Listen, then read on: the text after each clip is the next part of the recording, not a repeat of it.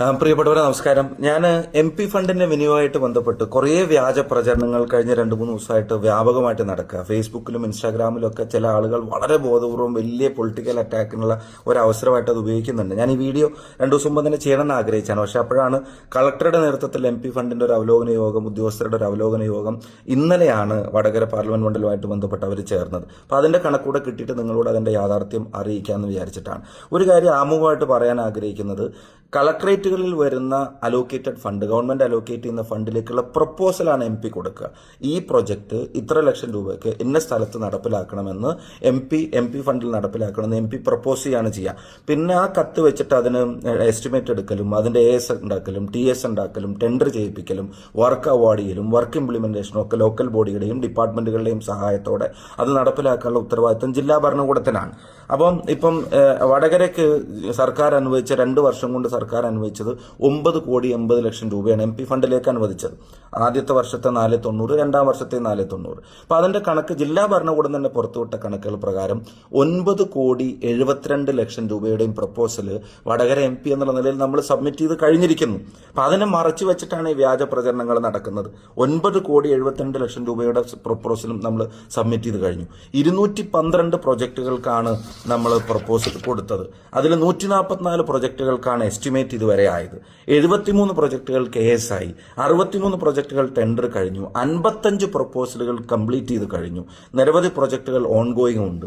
ഇപ്പൊ കംപ്ലീറ്റ് ചെയ്ത പ്രൊജക്ടുകൾക്ക് വേണ്ടി ഗവൺമെന്റ് നമ്മുടെ ഫണ്ടിൽ നിന്ന് നീക്കിവെച്ച തുക തന്നെ, നീക്കിവെച്ചത് 9,72. ഇപ്പൊ അനുവദിച്ച തുക തന്നെ, അവർ വിനിയോഗിച്ച തുക തന്നെ ആയിട്ട് ഇന്നലത്തെ യോഗത്തിൽ പറയുന്നു 1,57,50,000 രൂപയുടെ അനുവദിച്ചു കഴിഞ്ഞു എന്നാണ് കളക്ടറുടെ യോഗത്തിൽ തന്നെ അവർ പറയുന്നത്. അതിന്റെ ഔദ്യോഗിക പത്രക്കുറിപ്പ് അവർ പുറത്തിറക്കിയത് ഇതിനോട് ലിങ്കായിട്ട് ഞാൻ കൊടുത്തിട്ടുണ്ട്. ജില്ലാ ഭരണകൂടം പുറത്തിറക്കിയതാണ്. സമയം കിട്ടുകയാണെങ്കിൽ അതും കൂടെ നിങ്ങളൊന്ന് വായിക്കണം. അതിന്റെ കൂടെ വെലങ്ങാട് നമ്മുടെ കോൺസ്റ്റിറ്റ്യുവൻസിയിലാണ്. വയനാട് ദുരന്തം നമുക്ക് എല്ലാവർക്കും അറിയാം. ഈ 2 ദുരന്തങ്ങളിലും പിന്നെ പുനർനിർമ്മാണ പ്രവർത്തനങ്ങൾക്ക് MP ഫണ്ട് അനുവദിക്കണം എന്ന് പറഞ്ഞാൽ 50 ലക്ഷം രൂപ നമ്മൾ അതിനും അനുവദിച്ചതാണ്. അത് ഗവൺമെന്റ് അക്കൗണ്ടിലേക്ക് പണം MP ഫണ്ടിൽ നിന്ന് ട്രാൻസ്ഫർ ചെയ്ത് കഴിഞ്ഞതുമാണ്. അതുപോലും ഈ കണക്കിലേക്കൊന്നും കൊണ്ടുവരുന്നില്ല. അപ്പൊ ബോധപൂർവം ഈ 4% കണക്ക് പറഞ്ഞിട്ട് അപമാനിക്കാനുള്ള ശ്രമം നടത്തുന്നത് ചിലർ പൊളിറ്റിക്കൽ മോട്ടിവേറ്റഡ് ആണ്. അത് രാഷ്ട്രീയമായിട്ട് എങ്ങനെയും അപമാനിക്കാൻ കഴിഞ്ഞ കുറെ ആയിട്ട് അതാണല്ലോ നടന്നുകൊണ്ടിരിക്കുന്നത്. പക്ഷെ അത് വിലപ്പോവില്ല. ജനങ്ങൾക്ക് ഇതിന്റെ യാഥാർത്ഥ്യം തിരിച്ചറിയണം എന്നുള്ളൊരു അഭ്യർത്ഥനയോട് കൂടിയാണ് ഈ കണക്കുകൾ മുന്നോട്ട് വെക്കുന്നത്. എന്റെ മാത്രം കാര്യമല്ല, ബാക്കി MPമാരുടെ കാര്യം നിങ്ങൾ ആലോചിച്ച് നോക്കുക. ഇപ്പൊ രാഘവേട്ടനെ സംബന്ധിച്ചും ETയെ സംബന്ധിച്ചൊക്കെ ഇങ്ങനെ വ്യാജ പ്രചരണങ്ങൾ നടക്കുകയാണ്. ഞാൻ അവരെ നോക്കി. രാഘവേട്ടന് 254 പ്രൊജക്ടുകളുടെ പ്രൊപ്പോസൽ കൊടുത്താണ്. ET ഏതാണ്ട് 155 പ്രൊജക്ട് പ്രൊപ്പോസൽ ഓൾറെഡി കൊടുത്ത അതിന്റെ നിർമ്മാണ പ്രവർത്തനങ്ങൾ പൂർത്തീകരിച്ചതും നടന്നുകൊണ്ടിരിക്കുന്നതൊക്കെ എങ്ങനെയുണ്ട്. ഈ ഫണ്ട് വിനിയോഗിച്ചു എന്ന് പറഞ്ഞതിന്റെ ഒരു സാങ്കേതികത്വം അതൊന്നും നിങ്ങളുടെ ശ്രദ്ധപ്പെടുത്താൻ വേണ്ടി പറയാം. ഇപ്പം ഒരു ഹൈമാസ് ലൈറ്റ് ഒരു സ്ഥലത്ത് കൊടുക്കാൻ തീരുമാനിച്ചാൽ അവിടുത്തെ പഞ്ചായത്തിന്റെ NOC, അതുപോലും ചിലർ, എല്ലാവരും ഞാൻ പറയുന്നില്ല, രാഷ്ട്രീയത്തിന് അതീതമായിട്ട് NOC പെട്ടെന്ന് തന്ന നിരവധി പഞ്ചായത്തുകൾ, പക്ഷെ ചിലർ ആ തീരുമാനം എടുക്കാതെ അത് വൈകിപ്പിച്ചിട്ടുണ്ട്.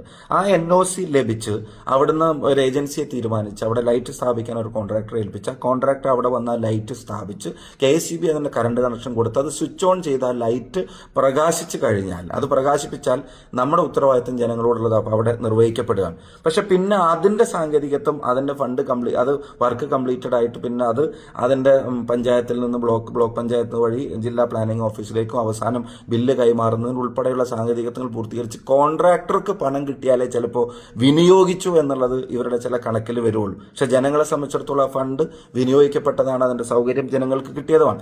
നമ്മുടെ വടകര പാർലമെന്റ് മണ്ഡലത്തിൽ തന്നെ വേറെ കാര്യം, ഇപ്പം ചില വ്ളോഗർമാരൊക്കെ പറയുന്നത് കേട്ടു 1 രൂപയുടെ സഹായം പോലും കേരളത്തിനോ വടകരക്കോ അതിന്റെ പേരിൽ ഈ 4% നിന്ന് പോലും ഉണ്ടായിട്ടില്ല എന്നൊക്കെ ബോധപൂർവം പറയുന്നതാണോ എനിക്ക് അറിഞ്ഞുകൂടാ. ബോധപൂർവ്വം പറയുന്നവരുണ്ട്. അറിയാതെ പറഞ്ഞു പോയതാണെങ്കിൽ അവരുടെ ശ്രദ്ധയിലേക്ക് വരും. ഇപ്പൊ ബഡ്സ് സ്കൂളുകൾക്ക് വാഹനം അനുവദിച്ചതിന്റെ പണം ഓൾറെഡി കളക്ടറേറ്റിൽ നിന്ന് കൈമാറി കഴിഞ്ഞു. പിന്നെ നമ്മൾ ഭിന്നശേഷി സൗഹൃദമാക്കാൻ, വടകരയെ ഭിന്നശേഷി സൗഹൃദമാക്കാൻ സൗഹൃദ സ്പർശം എന്ന പേരിൽ നമ്മൾ നടപ്പിലാക്കിയ ഒരു പ്രൊജക്ടിലേക്ക് ഏതാണ്ട് പിന്നെ ലക്ഷക്കണക്കിന് രൂപ നമ്മൾ അതിനുവേണ്ടി നീക്കിവെച്ച് ഇതിനകം തന്നെ എക്സ്പെൻഡിച്ചർ ആയി കഴിഞ്ഞു. ഏതാണ്ട് പിന്നെ നിരവധിയായ ആളുകൾക്ക് പിന്നെ ട്രൈസൈക്കിൾ കൊടുക്കാൻ കഴിഞ്ഞു, ഇലക്ട്രോണിക് വീൽ ചെയർ കൊടുക്കാൻ കഴിഞ്ഞു. അവരുടെ അവകാശമാണ്, അവരെ ഏൽപ്പിക്കാൻ കഴിഞ്ഞു.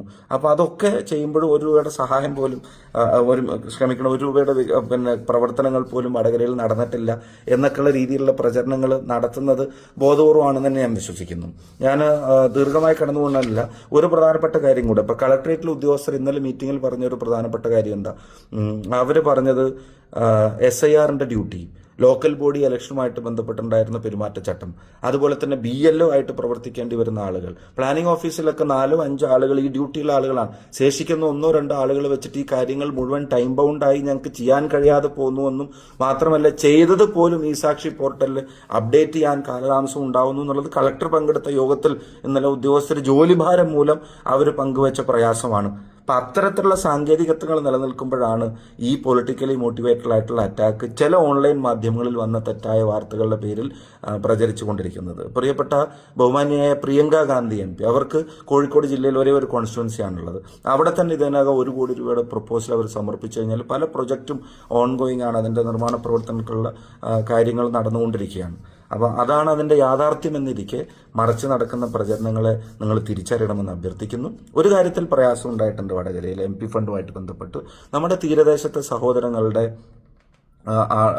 ഒരു പ്രധാനപ്പെട്ട പ്രശ്നം അപകടങ്ങളിൽ അവരുടെ റെസ്ക്യൂ പ്രവർത്തനങ്ങൾക്ക് എത്താൻ മതിയായ സംവിധാനങ്ങളില്ല എന്നുള്ളതാണ് അവരുമായിട്ട് സംസാരിച്ചപ്പോൾ. അപ്പോൾ അതിനുവേണ്ടി 5 റെസ്ക്യൂ ബോട്ടുകൾ കൊയിലാണ്ടി, വടകര, തലശ്ശേരി അവിടുത്തെ തീരദേശത്തെ ജനങ്ങൾക്ക് വേണ്ടി അനുവദിച്ചതിൻ്റെ റെക്കറിംഗ് എക്സ്പെൻസ് MP ഫണ്ടിൽ നിന്ന് മീറ്റ് ചെയ്യാൻ കഴിയില്ല എന്ന സാങ്കേതികത്വം ഉള്ളതുകൊണ്ട് സംസ്ഥാന സർക്കാരിനോടും ഫിഷറീസ് ഡിപ്പാർട്ട്മെന്റിനോടും അതിൻ്റെ മന്ത്രിയോട്, ഡയറക്ടറോട്, സെക്രട്ടറിയോട് ഉൾപ്പെടെയുള്ള ആളുകളോട് സംസാരിച്ചു.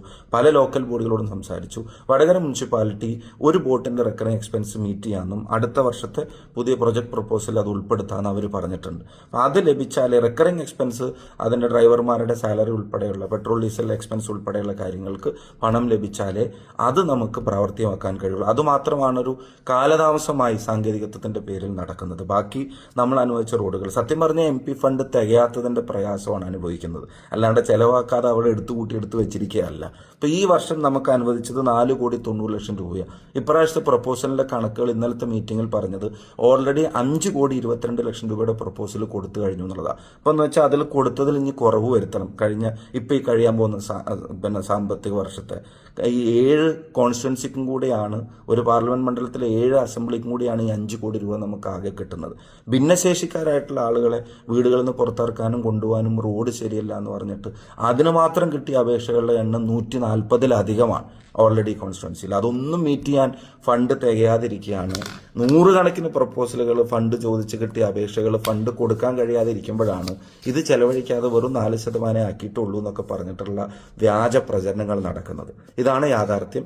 ഇത് ജനങ്ങളെ അറിയിക്കേണ്ട ഉത്തരവാദിത്തം, വടകരയിലെ ജനങ്ങളെ അറിയിക്കേണ്ട ഉത്തരവാദിത്തമുണ്ട് എന്നുള്ള നിലക്ക് പറയുന്നതാണ്. നിങ്ങളുടെ ശ്രദ്ധയിലുണ്ടാവണമെന്ന് എല്ലാവരോടും വിനീതമായിട്ട് അഭ്യർത്ഥിക്കുന്നു.